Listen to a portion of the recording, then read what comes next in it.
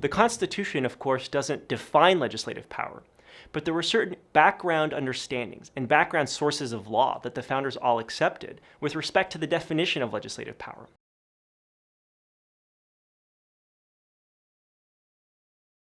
One important source for the founders was John Locke, who argued that the legislative power was the power to make standing, general, and prospective rules for the government of society, the rules governing private individual conduct. Just with this definition, the legislative power could extend to all subjects and all objects.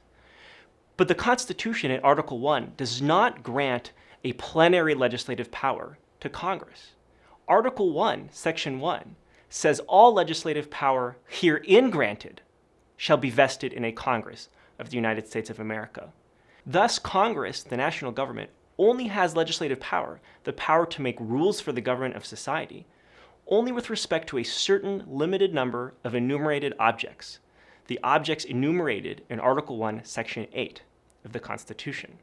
Having said that, Congress's power was also expanded in certain ways.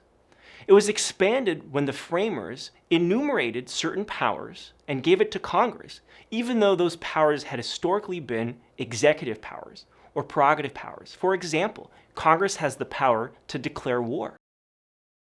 Congress has the power to issue letters of marque and reprisal. Congress has the power to coin money.